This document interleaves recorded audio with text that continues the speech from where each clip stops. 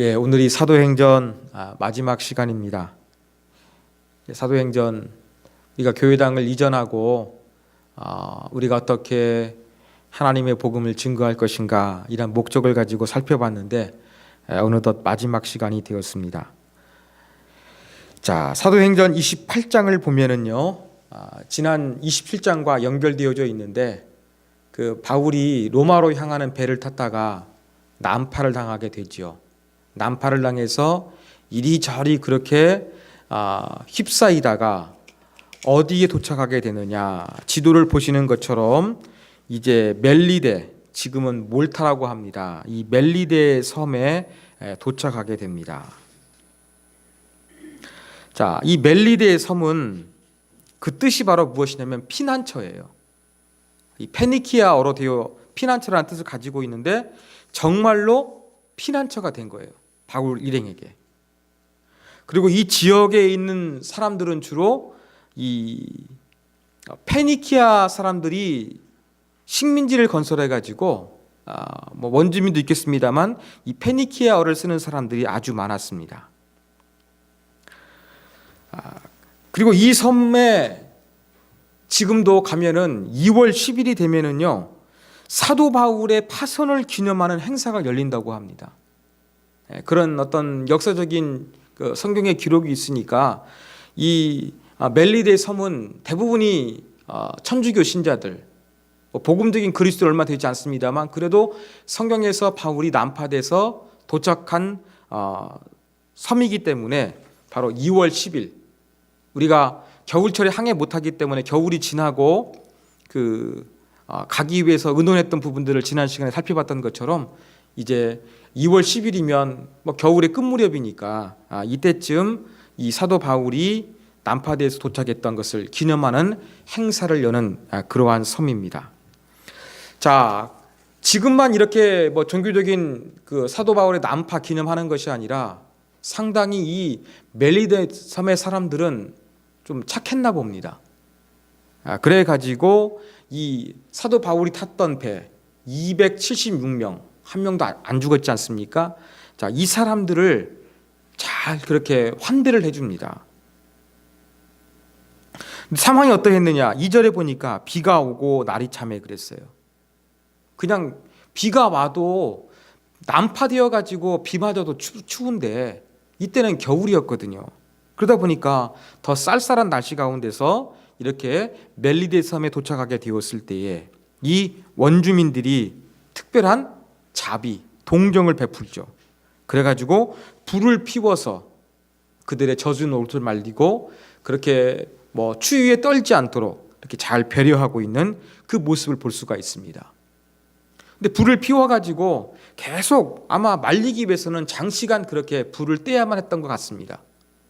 그러니까 아마 같이 모였던 원주민들이나 아니면 배에 타고 있던 사람들도 아마 이 불을 지속적으로 떼기 위해서 나무를 가져와서 그렇게 불가에 넣었던 것으로 보입니다. 바울도 그냥 뒷짐지고 가만히 있던 것이 아니라 바울도 자기도 움직여가지고 나무를 가져다가 이 불을 피우는데 나무를 놨던 것 같습니다. 그런데 그 나무 가운데 뭐가 있었느냐? 뱀이 하나 있던 거예요. 움직이지 않던 뱀이 있었는데 불가에 대니까 움직여가지고 사도 바울의 팔을 물었습니다. 독사라고 한다 그러면 독이 나와가지고 이제 바울이 죽어야 되겠죠. 이 모습을 이 멜리데 원주민 사람들이 보고 있었습니다. 여기서 원주민이라고 기록되어 있는데요, 원래 그리스 원어는 야만인이에요. 근데 야만이라 그래가지고 문명적으로 문화적으로 미개한 그런 의미가 아니라, 여러분 이 그리스 사람들은요, 그리스어를 사용하지 아니하는 사람들을 향해서 전부 다 바바리안, 야만인이라고 불렀습니다. 그러한 의미에서 그리스어를 사용하지 않는 그러한 사람들이었다는 것을 보여주는 것이죠. 근데 이들이 이제 바울에게 그 독사가 무는 걸 보니까 이렇게 생각한 거예요. 제가 지난 시간에 말씀드린 것처럼 여러분, 배를 타고 바다를 향해 하다가 난파되게 되면은 신의 벌을 받은 것으로 그렇게 사람들은 생각을 했습니다. 그랬고 로만 시대의 사람들은 이러한 그 생각으로 가득 차 있었습니다. 그래서 이 멜리타 섬에 살고 있던 원주민들도 이 사람들이 뭔가 나쁜 짓을 했지만 그래도 운이 좋아가지고 난파된 가운데 우리 섬에 도착을 했어요. 근데 바울이 지금 독사에 물리고 있거든요. 그러면 그렇지. 네가 운이 좋아서 한 번은 살아간지 모르지만 너는 이제 그 심판받아 죽게 될 거야. 이러한 생각을 하게 된 것입니다.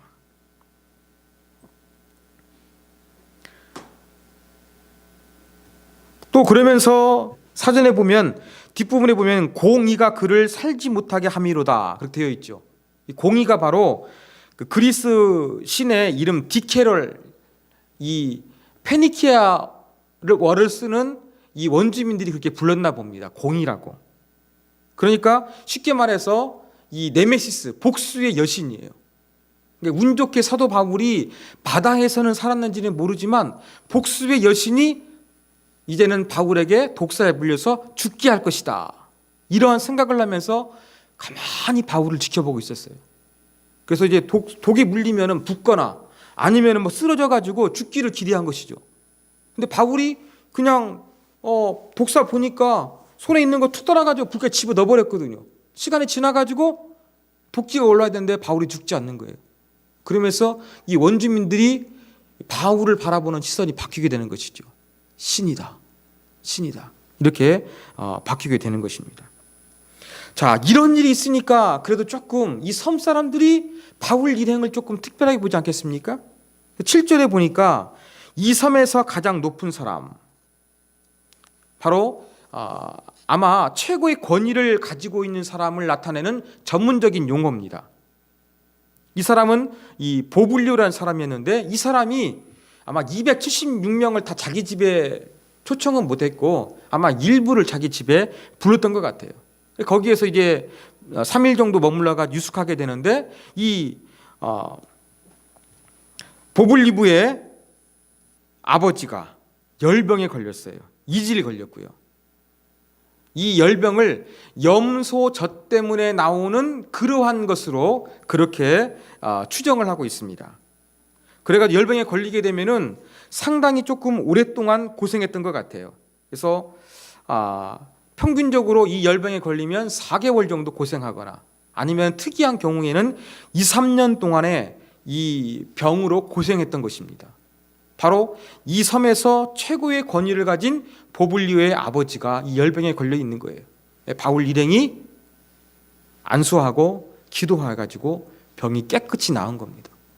이 모습을 보니까 이 멜리데 섬의 원주민들이 아픈 사람이 있으면 바울 일행에게 데려왔고 또 바울이 하나님께 간절히 기도해서 많은 사람들이 그렇게 치유의 은혜를 경험하게 되었습니다. 얼마나 고마웠겠습니까? 자, 그래서 이제 3개월 동안 머물다가 이제는 한겨울이 지나가게 되었습니다. 자, 그래서 이제 떠나려고 합니다. 떠나려고 할 때에 이때 날짜가 어디쯤 되느냐? 약 2월 8일에서 빨랐으면 2월 8일에서 늦어도 3월 10일 사이일 것이다. 그렇게 추정을 합니다. 떠나는데 이 원주민들이 바울 일행을 통해서 자기들도 물론 도움을 줬습니다만 또 도움 받았으니까 아주 환대를 해서 보내는 거예요. 10절 보십시오. 10절에 보니까 후한 예로 우리를 대접하고 그랬어요. 후한 예는 뭘까요? 원어 그대란 많은 존경이에요. 근데 많은 존경이라 그랬는데 입으로만 존경했을까요? 여기에는 아마 금전상의 아마 예를 갖췄을 것이라고 이야기합니다. 즉 물질을 줬을 것이죠. 배가 난파돼 가지고 별거 없으니까 계속 여행할 수 있도록 어떤 여행 경비를 아마 원주민들이 줬을 것입니다. 뿐만 아니죠. 배에 우리의 쓸 것을 실어준 것이죠. 여행에 필요한 어떤 물건들까지도 챙겨져 가지고 참 그렇게 환대를 받으면서 드디어 이 멜리데 섬을 떠나게 됩니다. 자, 지도를 보시면 멜리데를 떠난 이 배가 어디로 갑니까? 수라쿠사로 갑니다. 시라큐스라 그러죠. 여기에 가게 돼서 여기에 머물렀다가 다시 어디로 갑니까? 이제 로마 나라 보면은 군화처럼 되어 있는데 맨 앞부분이죠. 레기온이라는 곳에 갑니다. 지정학적으로 상당히 좋은 그러한 장소였어요. 그래서 여기 유대인도 살고 있었고 여기에서 이제 얼마를 머무느냐? 한 7일을 머무르죠. 7일 동안 머뭅니다. 상당히 좀 많이 머물렀는데 왜 그랬을까? 추정하기를 로마 군대 여러 가지 일정 때문에 그랬을 것이다 라고 하기도 하고요. 이제 레기온부터는 어떻게 가야 됩니까? 조금 이제 조금 죄송합니다. 네, 레기온에서 3일 머물고 보디올에 도착하죠. 예. 이 보디올에서 7일을 머무릅니다. 간단히 지내다가 보디올 7일 머물어요. 왜 그러냐면은 아마 제가 말씀드린 대로 로마 군대의 일정 때문에 그럴 수도 있고요. 지금까지는 배로 이동했잖아요. 그런데 이제는 보디올부터 로마까지는 육로를 가야 됩니다. 그러니까 육로를 가다 보면 조금 피곤할 수 있으니까 약간 휴식을 취해서 갔던 경우일 수도 있을 것입니다. 자, 그런데 이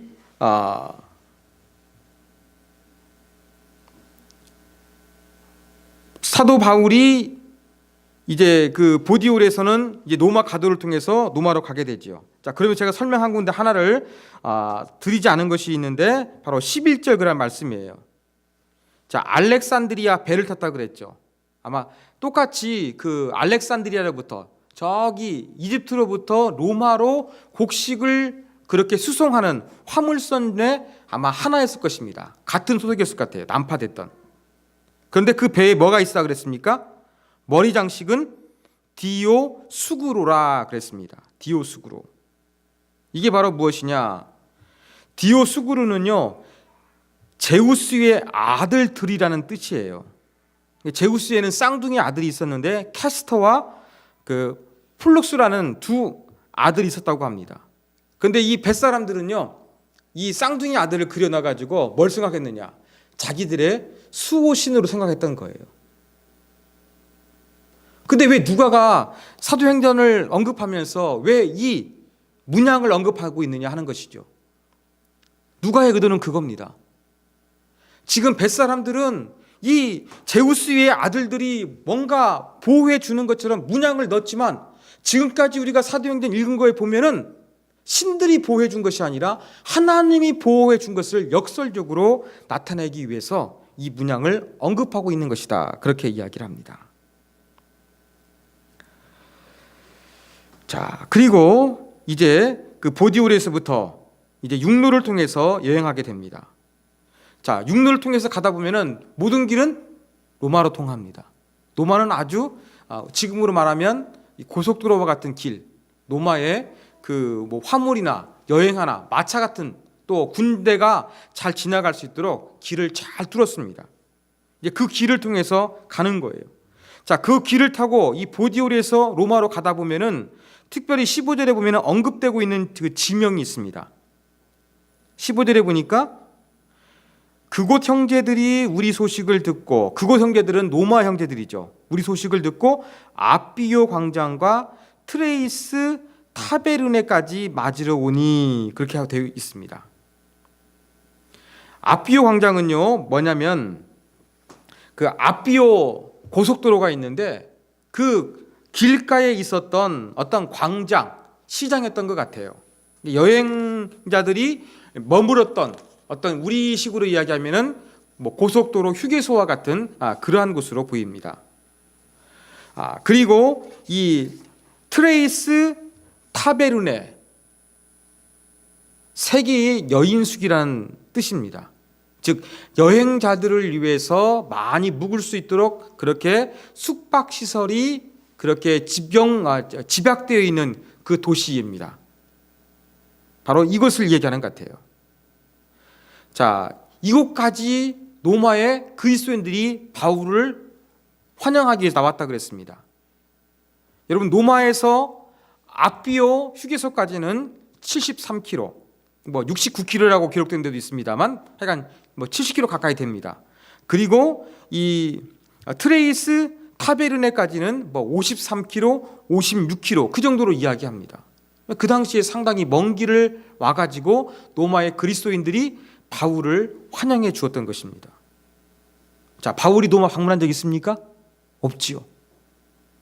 그런데 사도 바울이 로마서를 쓰는 거 보면은 내가 로마 너희에게 가기를 원했다. 그런데 상황이 허락지 않아서 못 가게 됐다. 이 부분 언급합니다. 가고 싶었던 로마. 드디어 바울이 이제 이탈리아 반도에 발을 딛게 되었고 또 로마에 있는 성도들이 자기를 그렇게 환영하기 위해서 봤을 때 바울은 얼마나 기뻤겠습니까? 그래서 바울이 그들을 보고서 하나님께 감사하고 담대한 마음을 얻게 되었다. 이러한 내용이 기록되어 있는 것입니다. 자, 그래서 16절 이하에서는 드디어 바울이 로마에 도착하게 됩니다. 여행이 끝났죠. 근데 바울은 어떻게 지내느냐? 로마에서 한 군인과 함께 따로 지내도록 허락해 줬어요. 그러니까 이제 그 가이사에게 상소를 했으니까 뭔가 법정에서 판결을 받아야 되는데 판결을 받기 전까지 그 로마 군대의 어떠한 그 군대 시설 안에 머무는 것이 아니라 별도의 공간에서 영외라고 할까요? 영외 공간에서 바울이 머물게 된 거예요. 그리고 이러한 그 뭔가 소송을 통해서 죄인들을 감시할 때에는 여러분 혼자 세웠겠습니까? 주로 2명이 합니다.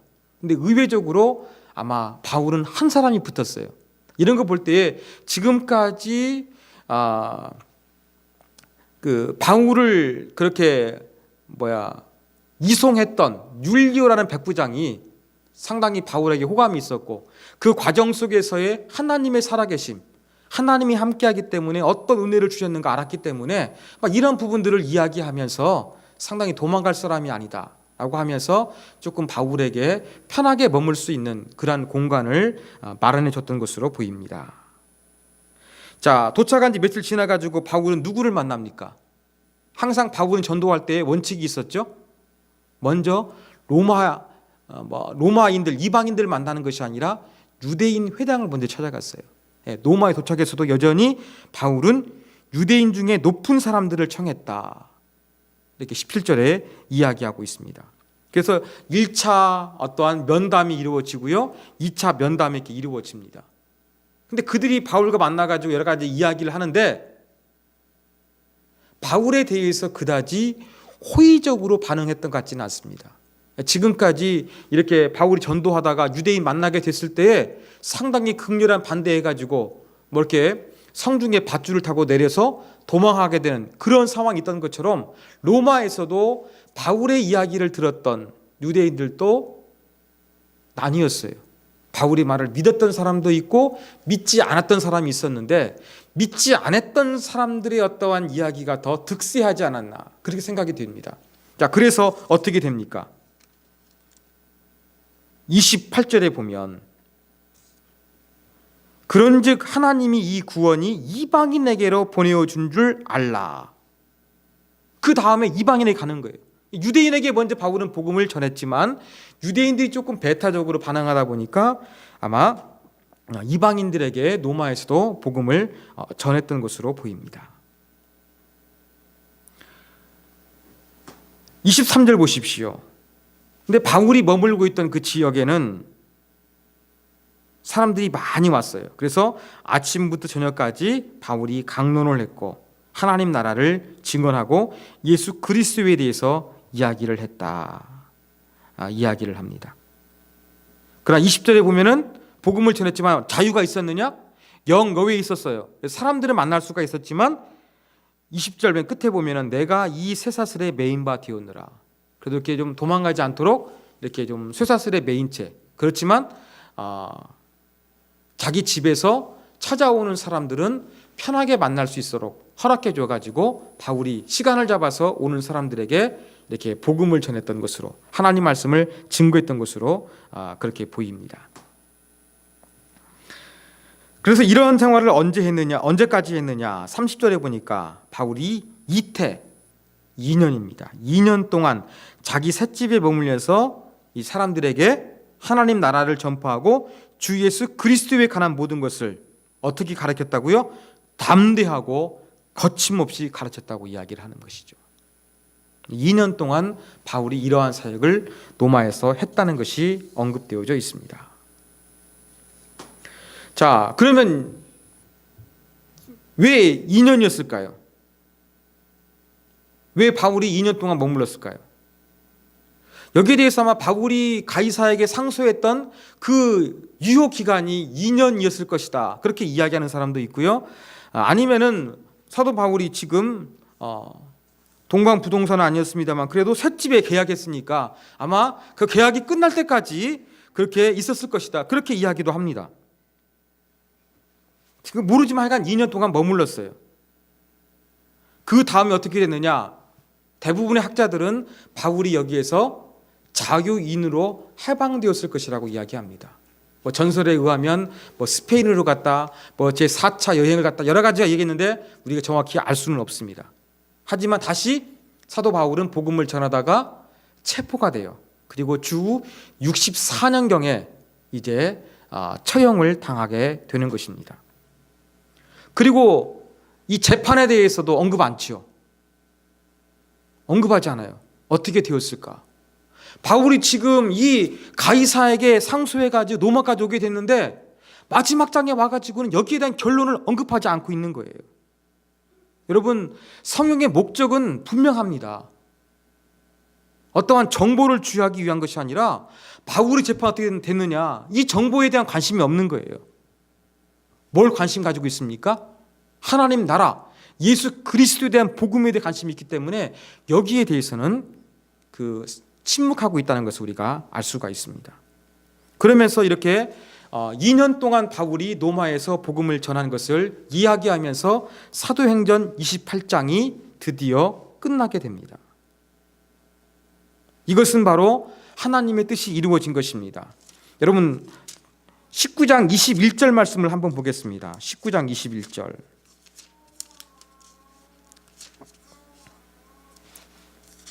19장 21절에 보면 바울이 이제 그 3차 전도 여행 말미에 이러한 결심을 하죠. 이 일이 있은 후에 바울이 마게도냐와 아가야를 거쳐 예루살렘에 가기로 작정하여 이르되 내가 거기 갔다가 후에 로마도 보아야 하리라. 바울도 계속 로마서도 썼습니다만 로마에 가고 싶은 그런 마음이 있던 거예요. 바울뿐만이 아니었습니다. 23장 11절 보십시오. 23장 11절. 23장 11절. 이것은 우리 같이 한번 읽을까요? 사도행전 23장 11절 말씀. 자, 같이 읽습니다.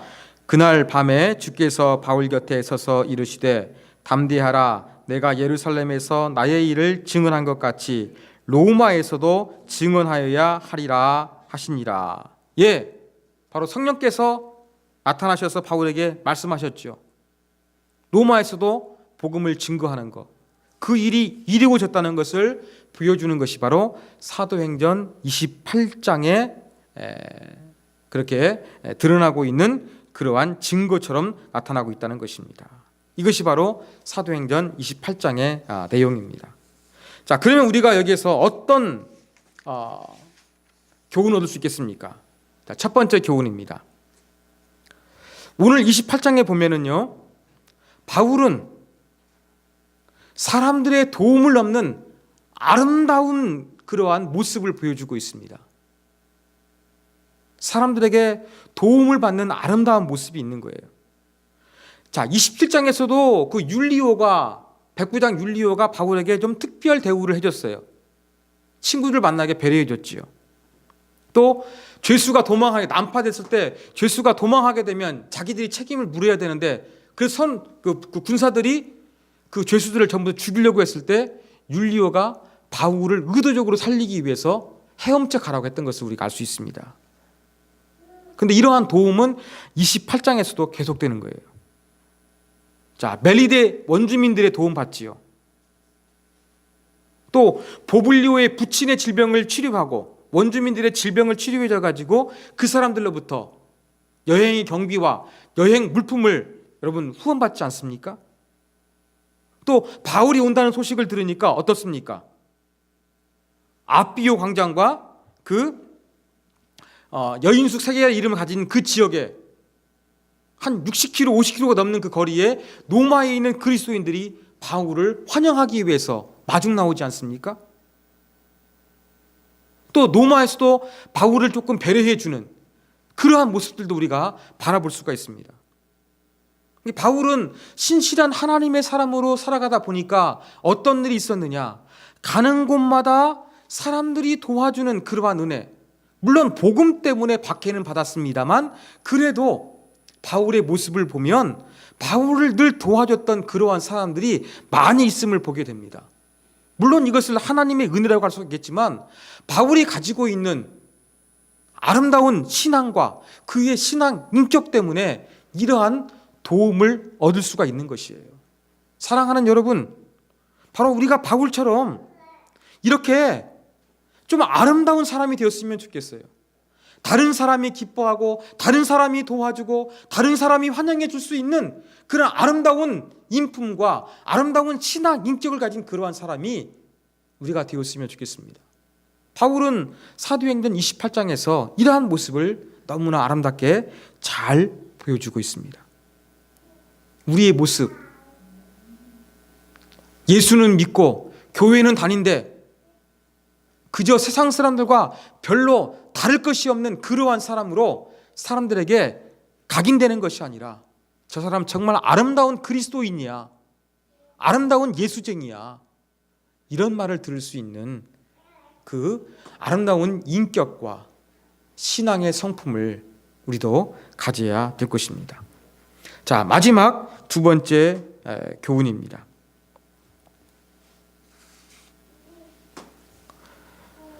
자, 두 번째 교훈은요,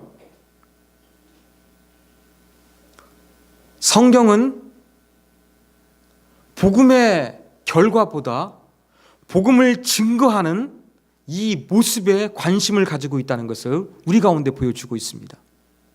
사도행전 28장이 바로 그래요. 복음을 통해서 어떠한 결과가 나타나게 되었느냐, 이것을 결론적으로 제시하고 복음 때문에 어떤 풍성한 열매를 맺었다, 이러한 얘기를 하고 있는 것이 아니라요, 사도행전은 뭘로 마무리되냐면요, 사도 바울이 2년 동안 하나님의 계획대로 또 그가 로마에 가고 싶어 했던 대로 그가 로마에서 신실하게 하나님의 나라와 예수 그리스도의 복음을 증거했다, 여기에 관심을 가지고 기록하고 있다는 것입니다.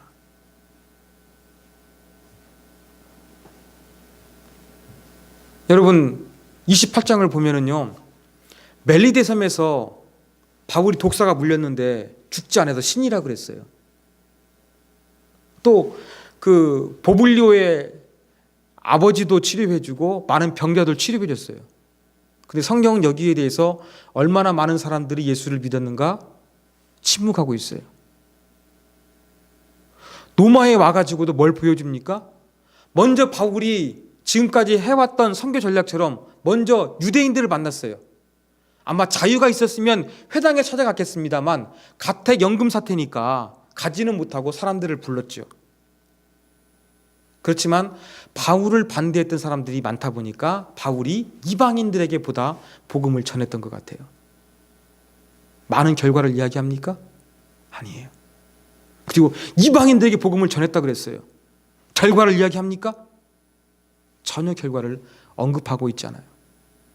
저는 이러한 모습 속에서 성경은 뭘 더 관심 있게 보느냐, 하나님의 뜻이 이루어지고 복음을 증거하고 있는 이 아름다운 바울의 모습을 기록하고 있지 그 결과를 기록하고 있지 않다는 거예요. 우리가 이것을 통해서 뭘 배워야 되겠습니까? 우리는 복음을 증거할 때에 어떠한 그 복음의 효율성, 얼마만큼 우리가 씨앗을 뿌려가지고 몇 비 결실을 거두느냐, 이 효율성에 관심을 갖기가 쉬운데 몇 사람이 영접했느냐, 이 결과에 대해서 한번 잘 됐느냐 잘 되지 않았느냐 평가하기 쉬운데 성경은 이러한 관점으로 접근하지 않다는 것을 보여주고 있습니다.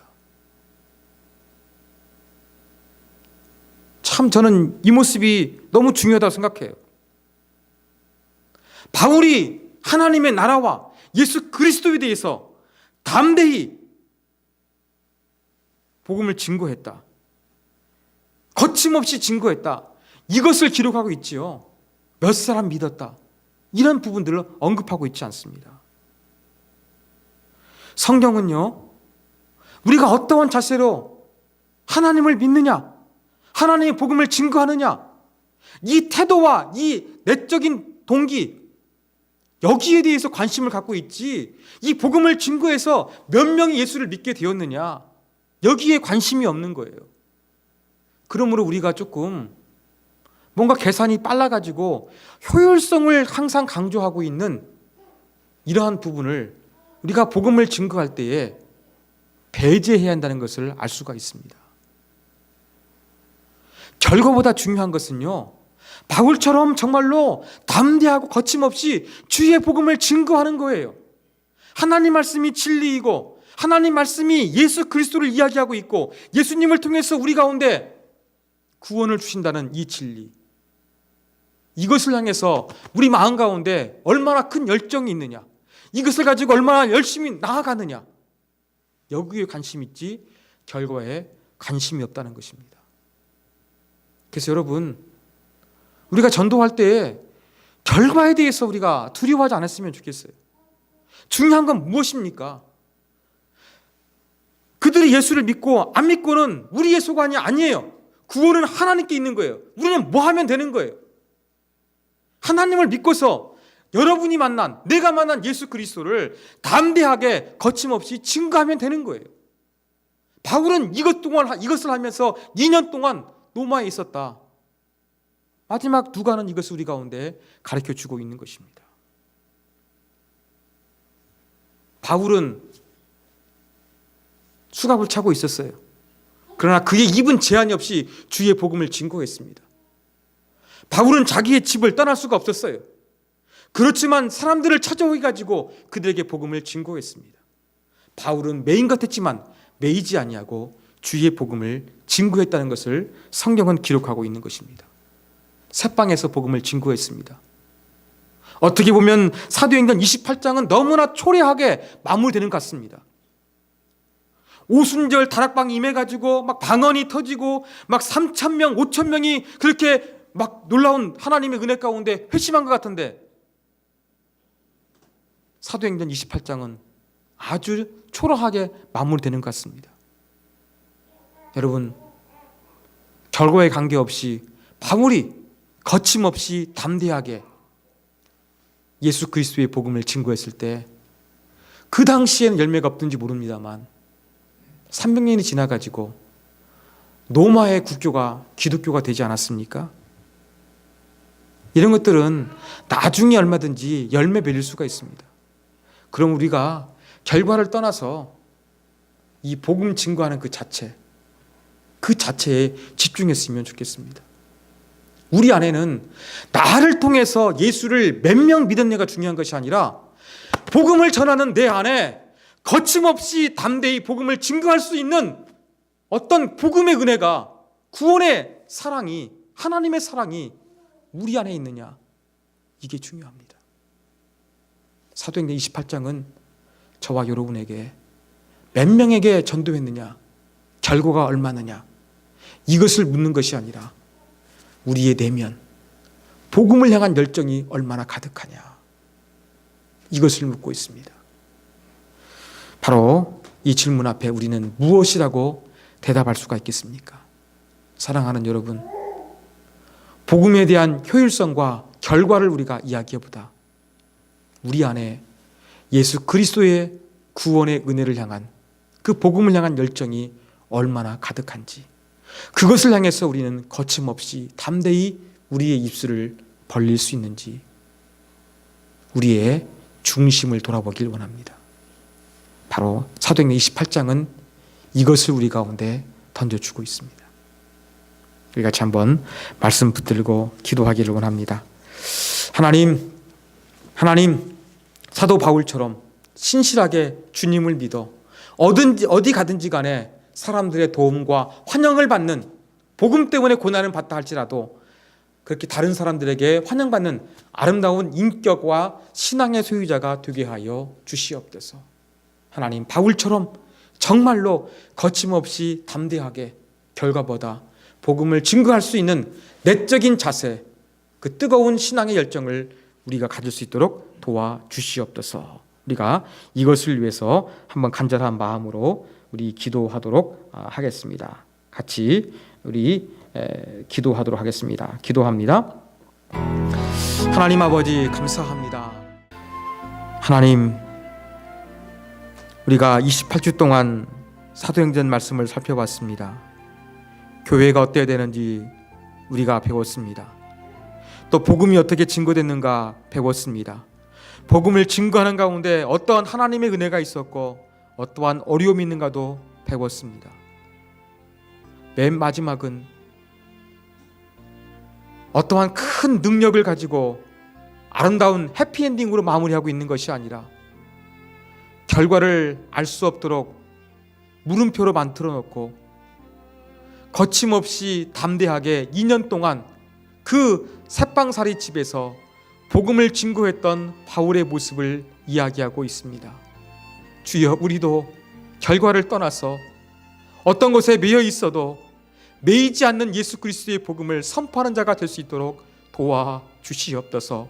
효율성의 논리에 빠지지 않도록 도와주시고 우리 안에 정말로 하나님을 향한 열정이 있는가, 예수 그리스도의 구원을 나누고자 하는 열정이 있는가, 바울을 통해서 도전받고 증거하는 자가 될 수 있도록 우리를 세워주시고 세움교회를 사용하여 주옵소서. 이 모든 말씀 예수님의 이름으로 기도하옵나이다. 아멘.